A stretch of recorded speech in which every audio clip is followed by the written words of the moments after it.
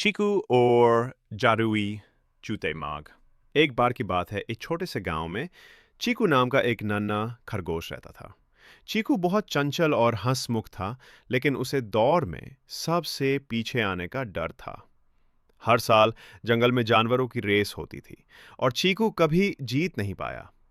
एक दिन जब चीकू उदास होकर पेड़ के नीचे बैठा था, तभी एक बूढ़ी कछुआ आंटी उसके पास आई।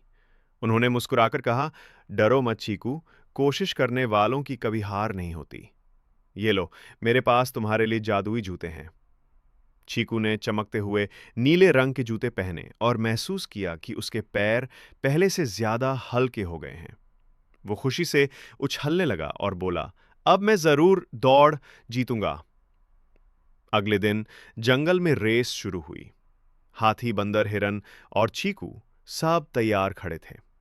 जैसे ही सीटी बजी, सब दौड़ने लगे। चीकू के जूते हवा से बातें करने लगे। वो बहुत तेज भाग रहा था, लेकिन आधे रास्ते में चीकू ने देखा कि एक छोटी गिलहरी रास्ते में गिर गई थी। सब उसे पार कर आगे निकल गए, लेकिन चीकू रुक गया। उसने गिलहरी को उठाया और किनारे बैठाया। गिलहरी ने कहा, धन्यवाद चीकू। अब चीकू फिर से दौड़ा, लेकिन सबसे पीछे रह गया।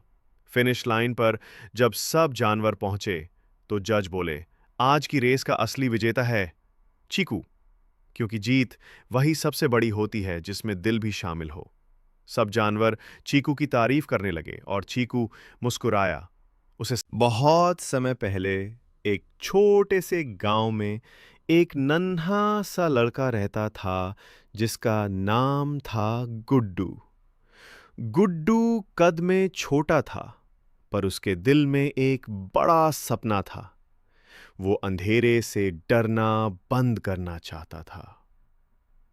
हर रात जब सूरज ढलता, गुड्डू की आंखों में डर भर जाता। वो पेड़ों की परछाइयों से, खिड़की के बाहर की आहटों से और रात के सन्नाटे से बहुत घबराता था। दादी रोज उसे प्यार से सुलाते हुए कहती, बेटा, डर से भागो मत, उसे पहचानो। जब तुम उसका सामना करोगे, तो तुम्हारे अंदर का साहस जागेगा।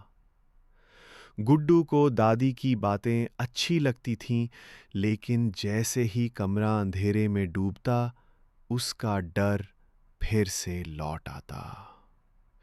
एक दिन गांव में यह खबर फैली कि जंगल के बीचों बीच एक जादुई रोशनी दिखाई दी है। कहा गया कि वो रोशनी सिर्फ उन बच्चों को दिखती है जो सच्चे दिल से बहादुर बनना चाहते हैं। गुड्डू का दिल तेजी से धड़कने लगा। उसने ठान लिया, मैं उस रोशनी को देखूंगा और अपने डर को पीछे छोड़ दूंगा। अगली रात जब पूरा गांव गहरी नींद में सो रहा था, गुड्डू चुपचाप अपनी टोपी पहनकर जंगल की ओर निकल पड़ा। चांदनी रात थी, लेकिन रास्ता सुनसान और डरावना था।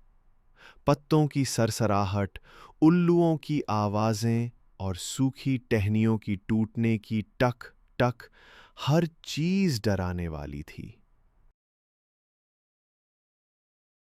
कहानी का नाम, मां का छाता।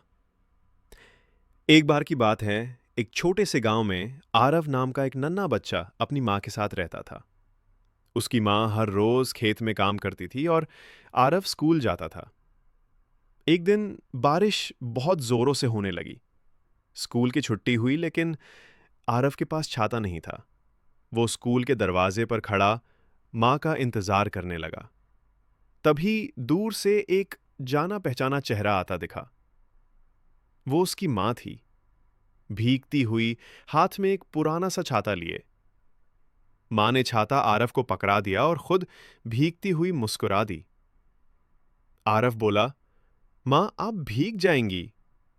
मां ने हंसते हुए कहा, तू सुखा रहे, मेरे लिए इतना ही काफी। एक बार की बात है, भारत के एक छोटे से गांव में मीरा नाम की एक छोटी लड़की रहती थी। हर गर्मियों में मीरा अपनी नानी और दादी के घर जाती थी, जो एक दूसरे के पड़ोस में रहते थे। एक सुबह नानी मीरा को आंगन में ले गईं और एक बड़े पुराने आम के पेड़ की ओर इशारा किया।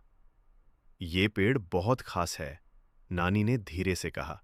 इसे तुम्हारी दादी और मैंने तब लगाया था जब हम भी तुम्हारी ही तरह छोटी लड़कियां थीं। मीरा की आंखें चमक उठीं। सच में? हाँ, दादी भी वहां आ गईं।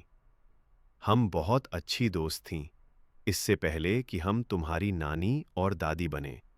इस आम के पेड़ ने हमारी सारी बातें, हंसी और खेल सुने हैं।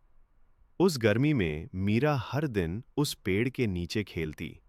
नानी उसे लोक कथाएं सुनाती और दादी पुराने गीत गुनगुनाती।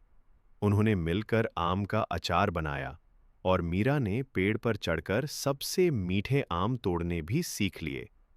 एक रात मीरा ने पेड़ को गले लगाते हुए कहा, धन्यवाद कि तुमने नानी